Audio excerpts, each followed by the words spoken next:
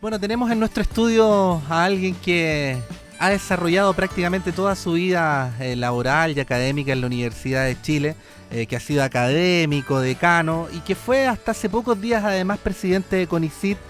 Me refiero al profesor Francisco Brieda. Profesor, muy buenos días, gracias por venir a la radio y por tener la posibilidad de conversar hoy día sobre políticas públicas y ciencia. Gracias, buenos días a ustedes.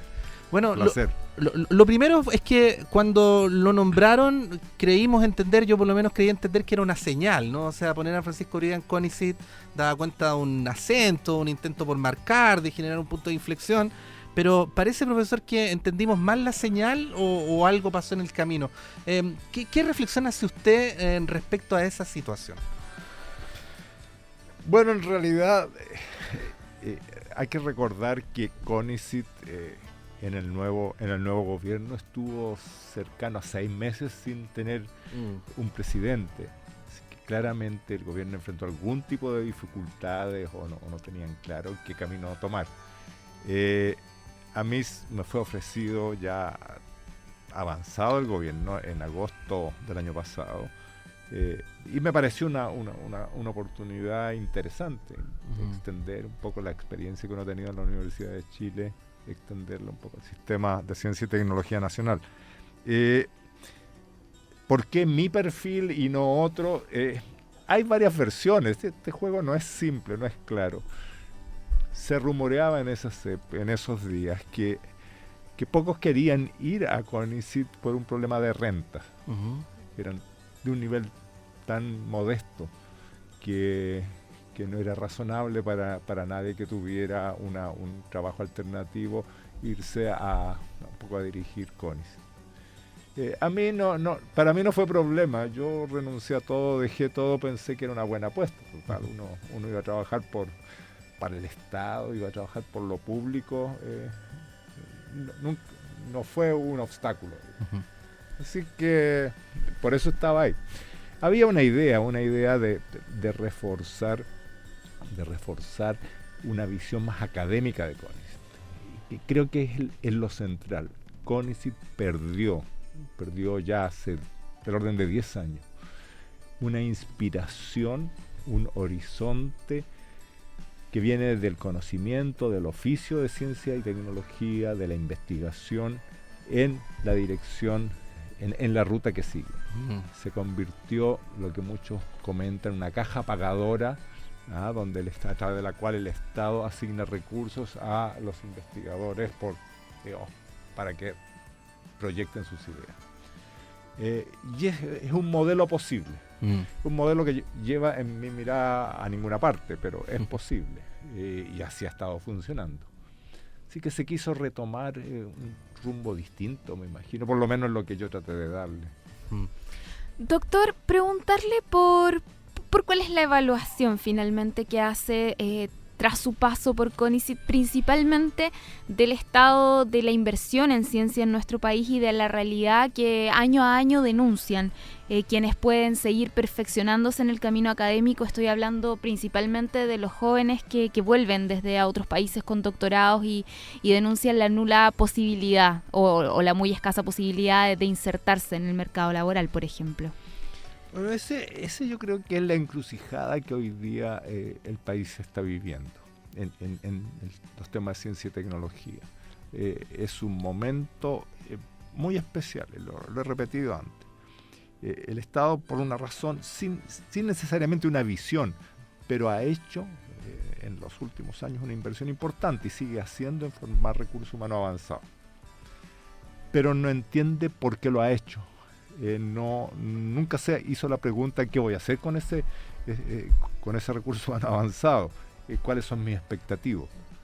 Entonces esa es la encrucijada. El país invierte en ciencia y tecnología una cantidad que casi es irrepetible por lo pequeña que es. Es la más baja de los países de la OCDE. Seguro, eso hay que, ese es el punto de partida, pero es el más bajo entre los países con un desarrollo interesante o con una expectativa de desarrollo interesante en Latinoamérica. Es más bajo que Argentina, es más bajo que Brasil, es más bajo que México. digamos, que son los países en cuyo grupo Chile normalmente se sitúa, notoriamente más bajo. Y estos números, hay conciencia, hay acuerdo. Este país necesita agregarle un 0 a todas las cifras que tienen ciencia y tecnología. Le necesita agregar un 0 al número de investigadores que existen en el país. Necesita agregarle un 0 a la cantidad de recursos que invierte en ciencia y tecnología. Está un orden de magnitud, como se diría técnicamente, por debajo de lo que se esperaría para un país como Chile en el siglo XXI. Ese es el nivel de retraso que hay. Pero no solo es un tema de falta de inversión, de falta de recursos. Y la parte dramática es la falta de ideas. Sí, eso, porque sin idea da lo mismo. Probablemente vamos a gastar la plata mal. Eso le iba a preguntar, si es un problema de que en el presupuesto del 2017 aumente significativamente la disposición en ciencia, o es un problema, como leíamos también en los cuestionamientos que se hacían luego de su renuncia, de la jerarquía en la estructura del Estado y que debía haber un ministro de la ciencia, o es un problema que tiene que ver con nuestra falta como país de una planificación general de largo plazo, porque en los países donde uno ve que la ciencia juega un rol importante, son países que tienen planes maestros, que tienen más o menos claro hacia dónde quieren ir en los próximos 30 años, que por lo tanto comprenden cuál es el lugar que tiene la ciencia para poder recorrer ese camino y llegar a un punto determinado. ¿No será eso lo que nos está faltando? Porque si tuviéramos eso, probablemente la importancia de la ciencia aparecería con total claridad y ya no sería una discusión de si se le suben 5 décimos o un punto al presupuesto en ciencia el próximo año. Yo diría, en parte importante eso. Los países no progresan al azar. Yo creo un discurso recurrente en los años pasados, y no tan pasados. Esto que hay que dejar que las fuerzas del mercado vayan administrando, generando las condiciones para el desarrollo social de las comunidades o de los países. Es un discurso que alcanza para muy poco.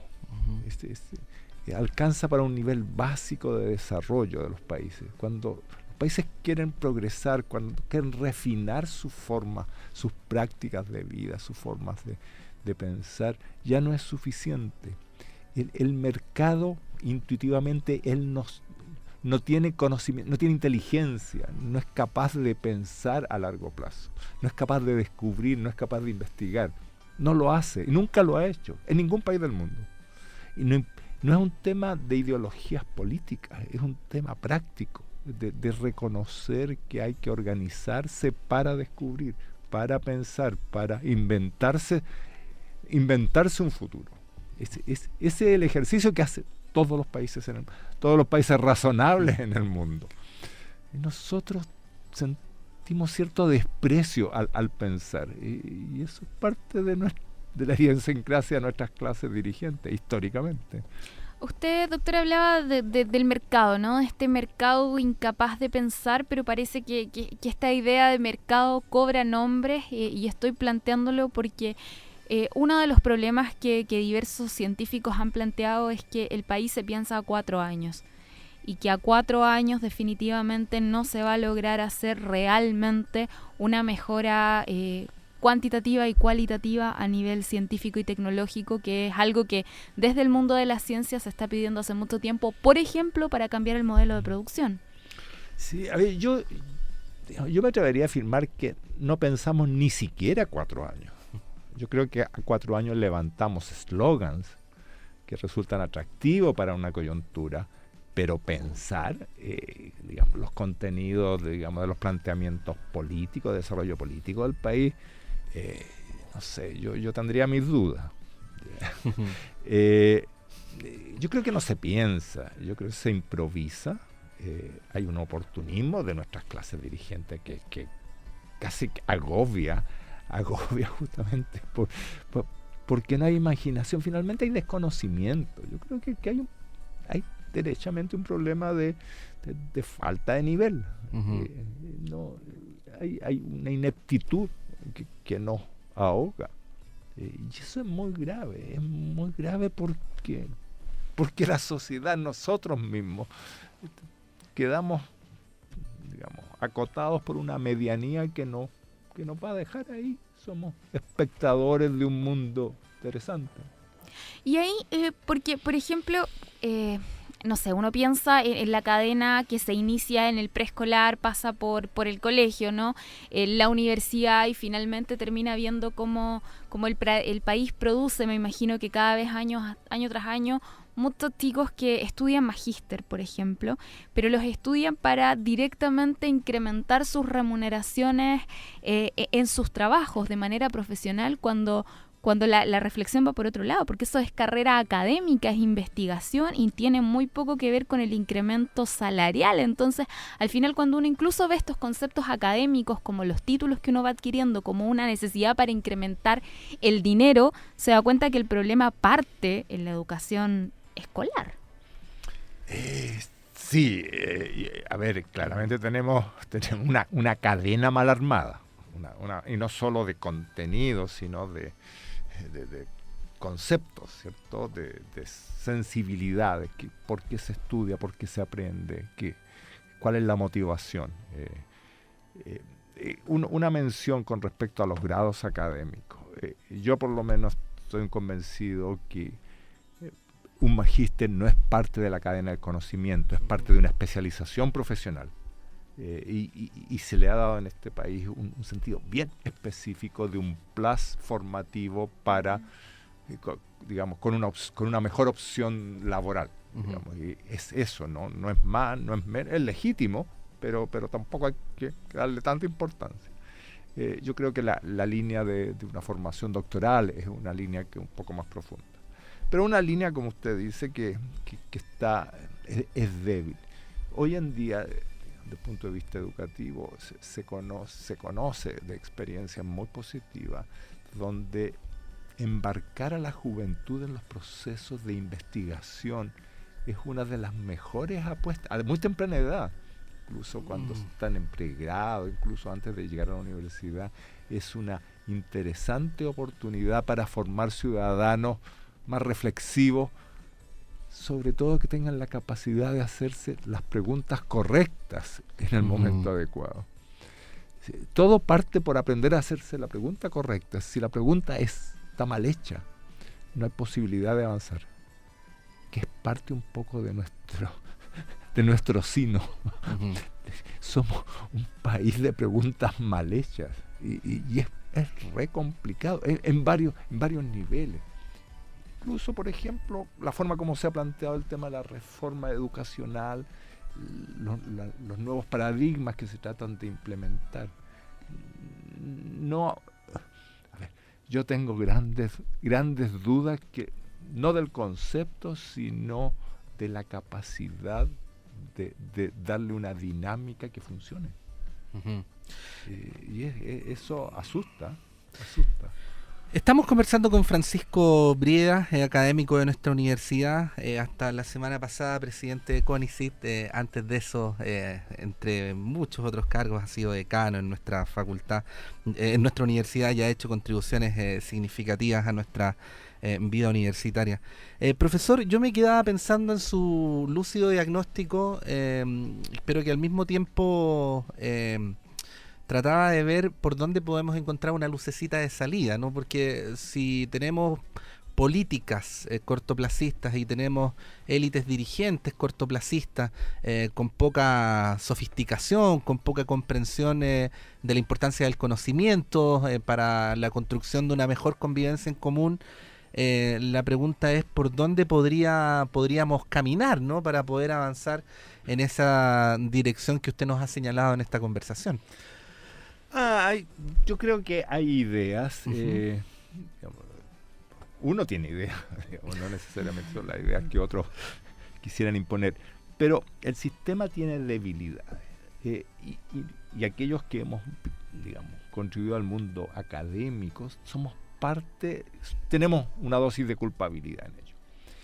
Es notable el bajo nivel, el bajo número de personas con experiencia académica, con buenas formaciones, con conocimiento de cómo al menos se practican estos procesos en el mundo. Personas que existen, pero que son parte de los mundos académicos, que rehúsan tomar una responsabilidad en el mundo público y generar esos espacios y hacerse responsable y hacerlo funcionar. Es notable el poco número de académicos que en ciertos periodos de su vida dejan la academia y bien pudieran, ¿cierto?, cooperar con el aparato, con el sistema público, digamos, y generar las opciones de gestionar el sistema, de pensar el sistema, de proponer el sistema. Un ejemplo, este es de los pocos países que por lo menos que aspiran a progresar o a estar en una posición relativamente razonable en el desarrollo en el mundo. Es de los pocos países que no tiene a ningún nivel, ni universitario, ni en el Estado, ni privadamente, algún tipo de grupo de gente pensante en el tema de políticas públicas en relación a ciencia y tecnología. Ajá. En este país nadie sabe, como grupo, producto del pensar, no producto de la improvisación, todos improvisados. Eso se los aseguro, de la gente más pintada que uno puede distinguir y que aparece en la prensa, en todas partes. Todos improvisan, con bases débiles.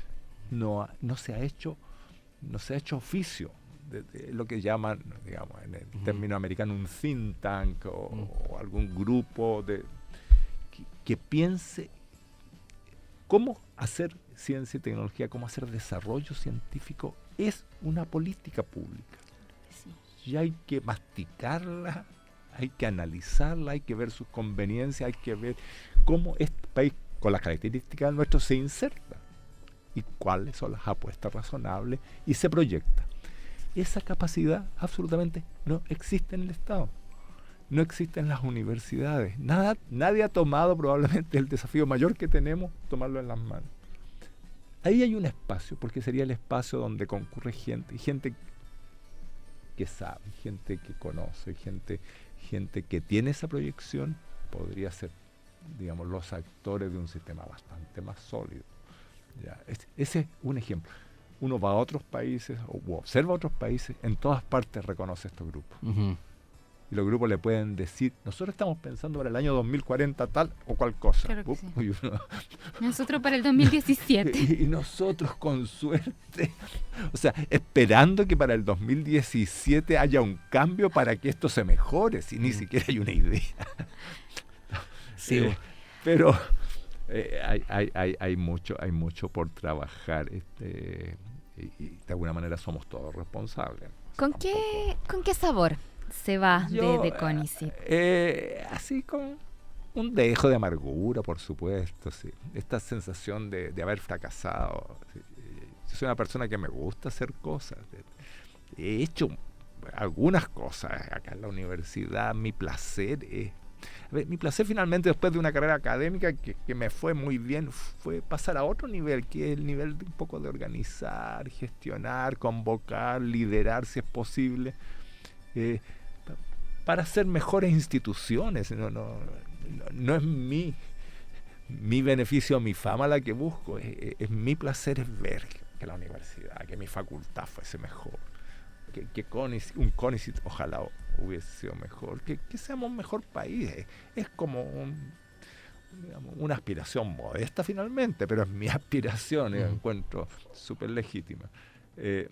Y cuando uno va, deja su forma natural de vida y va y hace esa apuesta, es porque está convencido de que puede hacer un aporte.